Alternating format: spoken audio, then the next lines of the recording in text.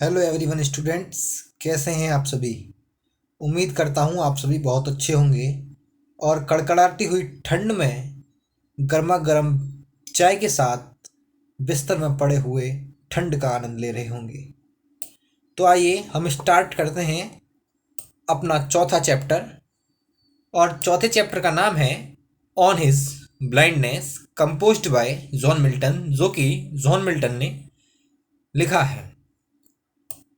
Channel को subscribe and video को share कर दीजिए, जिससे और भी स्टूडेंट्स इस वीडियो का आनंद उठा सकें और इंग्लिश लिटरेचर में आउट ऑफ आउट नंबर पा सकें। तो अपना टाइम फिजूल खर्च न करते हुए हम चैप्टर की ओर बढ़ते हैं।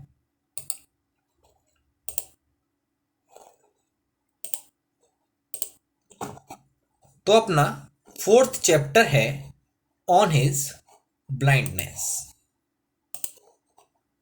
फोर्थ चैप्टर का क्या नाम है? On his blindness. सॉरी, यहाँ थर्ड हो गया है।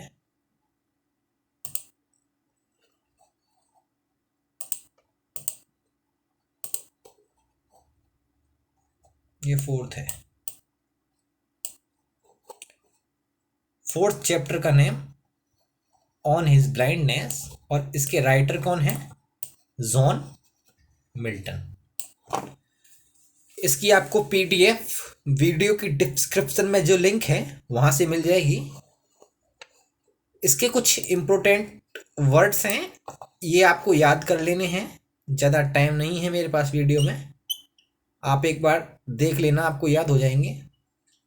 मतलब ये वर्ड अगर आपको कहीं पोएम में दिखते हैं, कहीं आपसे सेंट्रल आइडिया पूछा जाता है, एक्सप्लेनेशन पूछा जाता है, और ये वर्ड अगर आपको दिख जाए तो आपको समझना कि ये वर्ड किस पोएम से रिलेटेड है। तो ये word on his blindness poem से रिलेटेड है और इसके राइटर हैं जॉन मिल्टन। जैसे सोनेट है, सोनेट क्या है? 14 लाइन्स। मतलब है कि सोनेट 14 लाइन्स की पोएम को कहते हैं। 14 लाइन्स की पोएम को क्या कहते हैं? सोनेट बोलते हैं। तो जॉन मिल्टन ने ये जो पोएम लिखी है ऑन हिज ब्लाइंडनेस, ये कितने लाइन की है? ये 14 लाइन की है। आप देखना बुक में। ऐसे ही लाइट इज स्पेंट ब्लाइंडनेस, ऐसे ये कुछ मीनिंग्स हैं, ये आपको याद कर लेनी है। उसके बाद हमारा आता है, सीधे हम अपना टाइम वेस्ट ना करते हुए सेंट्रल आइडिया की ओर आते हैं, जहाँ से वास्तव में बात स्टार्ट होती है। तो ये सेंट्रल आइडिया किसका है? मैंने अभी आपको बताया, ऑन हिज ब्लाइंडनेस का ये सेंट्रल आइडिया है।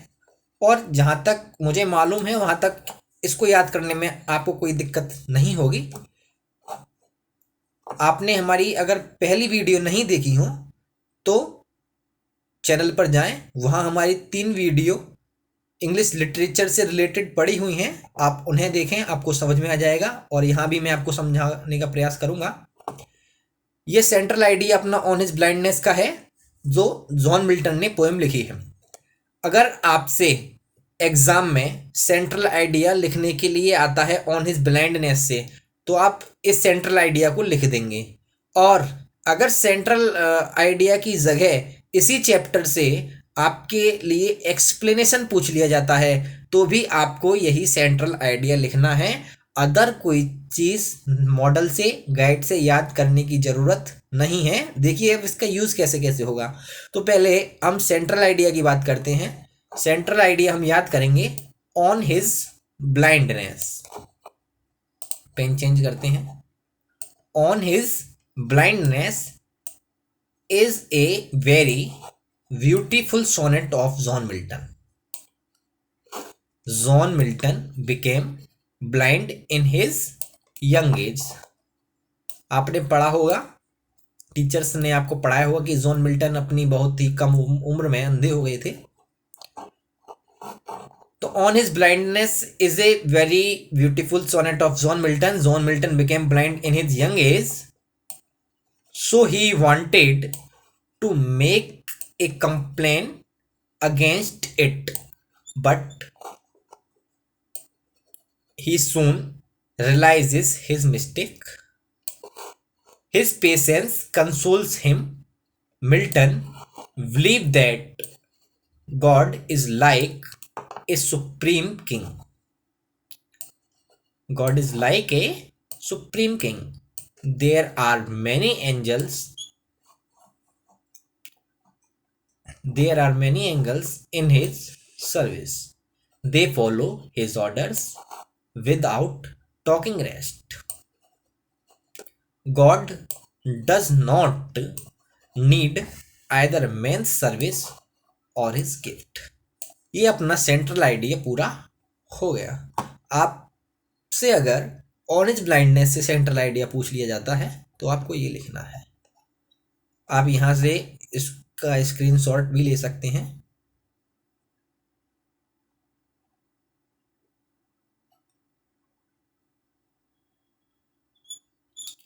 अब बात आती है एनबी की.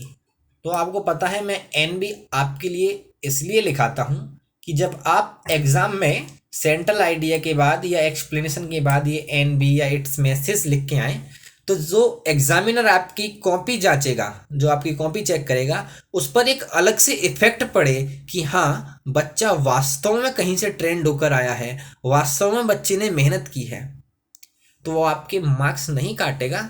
खैर ये तो डराने वाली बातें होती हैं कि टीचर्स मार्क्स ज़्यादा काटते हैं. कोई भी टीचर्स अपने स्टूडेंट्स के मार्क्स कम नहीं रखता.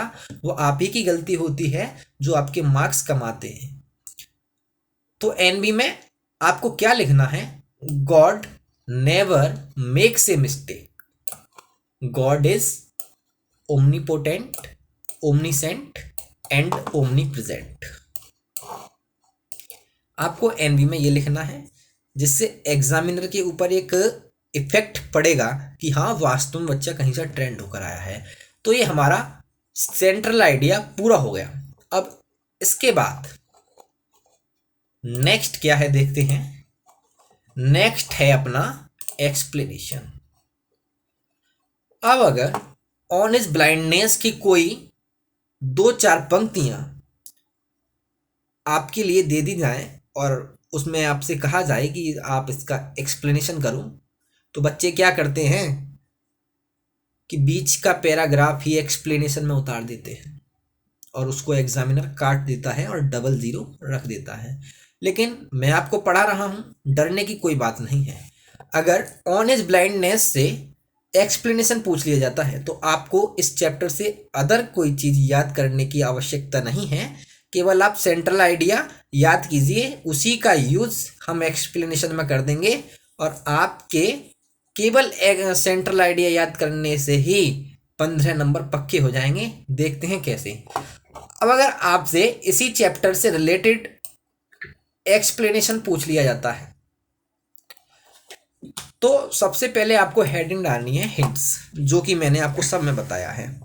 जो स्टूडेंट्स पुराने हैं, जिन्होंने तीनों वीडियो देखी हैं, जो ये चौथा चैप्टर देख रहे हैं, वो आराम से समझ रहे होंगे.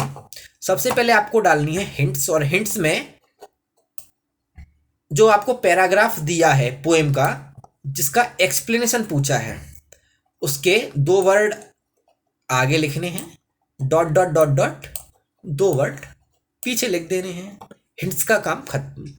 अब उसके बाद आता है रेफरेंस. तो मैंने आपको बताया कि रेफरेंस सारे चैप्टरों में सेम रहेगा, बस पोएम का नाम चेंज होगा और उसके राइटर का नाम चेंज होगा. बाकी का सारा मटेरियल एक ही है. रेफरेंस में आपको क्या लिखना है? These beautiful lines have been found in the most popular poem. Poem की जगह यहाँ क्या है? सोनेट. मैंने आपको बताया था इम्पोर्टेंट वर्ड्स में कि 14 लाइन की जो कविता होती है, पोएम होती है, उसको सोनेट कहते हैं. तो यहाँ हमने क्या कर दिया है? Found in the most popular poem की जगह क्या लिख दिया है? सोनेट. आप यहाँ पोएम भी लिख सकते हो, लेकिन सोनेट लिखोगे तो काफ़ी अच्छा लगेगा. Sonnet on his blindness. This sonnet is composed by John Milton. मैंने रेफरेंस आप में सभी चैप्टरों में यही लिखाया है, बस चैप्टर का नेम चेंज कर दिया है और राइटर नेम चेंज कर दिया है. तो यहाँ तक आपको कोई दिक्कत नहीं करनी. अब उसके बाद बात आती है कि हाँ जी, हम एक्सप्लेनेशन में सेंट्रल आइडिया का यूज़ कैसे करेंगे. यानी कि जो हमने सेंट्रल आइडिया पढ़ा है उसका यूज एक्सप्लेनेशन में कैसे करना है, कैसे हम 15 नंबर पाएं। तो देखिए अब नेक्स्ट हेडिंग आती है कॉन्टेक्स्ट। तो आपको कॉन्टेक्स्ट में क्या लिखना है कि John Milton is a great English poet. मैंने आपको बताया पहली वाली वीडियो में, मैंने आपको बताया कि आप इतना तो हर किसी में कर सकते हैं, हर किसी कवि को आप महान बता सकते हैं। यहाँ भी बता दीजिए, आपका कुछ नहीं जाएगा। John Milton is a great English poet. थोड़ा सा यहाँ बस थोड़ी सी इसमें चेंजिंग है कि he had strong faith in God. ये लाइन आपको याद करनी है, थोड़ा सा तो आपको मेहनत करनी पड़ेगी। इस लाइन में थोड़ी सी चेंजिंग है और कहीं नहीं, बाकी जगह सब सेम है, मैं आपको अभी बताऊंगा। He had strong faith in God. अब उसके बाद आता है एक्सप्लेनेशन, जिसमें बच्चे बीच का पैराग्राफ उतार आते हैं और सोचते हैं कि अपना तो हो गया, लेकिन आपको कॉपी भरने की जरूरत नहीं है। आप देखिए अब सेंट्रल आइडिया का यूज कैसे एक्सप्लेनेशन में करना है। अब यहाँ John Milton became blind in his young as. अब ये आपका सेंट्रल आइडिया है। अब आप बोलेंगे जी सेंट्रल आइडिया तो आपने ऑन हिज ब्लाइंडनेस से स्टार्ट कराया था। जरा आप देख लीजिए एक बार, ऑन हिज ब्लाइंडनेस से ही स्टार्ट है, बट आपको ये सब काट देना है। On his blindness is a very beautiful sonnet of John Milton. अब थोड़ी सी पेन चेंज करते हैं। यहां से, कहां से, यहां से आपको ये सारा एक्सप्लेनेशन में लिख देना है। क्या कि John Milton became blind in his young as. देखिए आप, John Milton became blind in his young as, है कि नहीं? वही है, पूरा उतार देना है सेंट्रल आइडिया एक्सप्लेनेशन में, जिससे आप पैराग्राफ यहाँ लिखने से बच जाएंगे और आप 15 में 15 नंबर पूरे ले पाएंगे। क्या कि John Milton became blind in his young age, so he wanted to make a complain against it, but he soon realizes his mistake. His patience consoles him. Milton believed that God is like a supreme king. There are many angels in his service. They follow his order. They follow his orders without talking rest. God does not need. Next कहाँ है हीरा? God does not need either man's service or his gift. पूरा central idea हमने explanation में लिख दिया। आपको बस सेंट्रल आइडिया याद करना है, बाकी का काम तो हो ही जाएगा।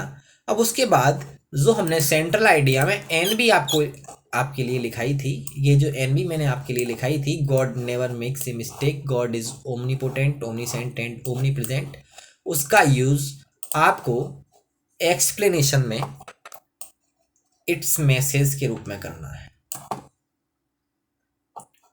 क्या कि God is omnipotent, omniscient and omnipresent. और ये आपका चैप्टर हुआ पूरा क्लियर।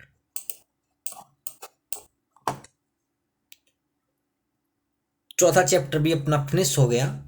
अब नेक्स्ट चैप्टर नेक्स्ट वीडियो में करेंगे। तब तक के लिए गुड बाय, टेक केयर, मिलते हैं अगली वीडियो में, बाय।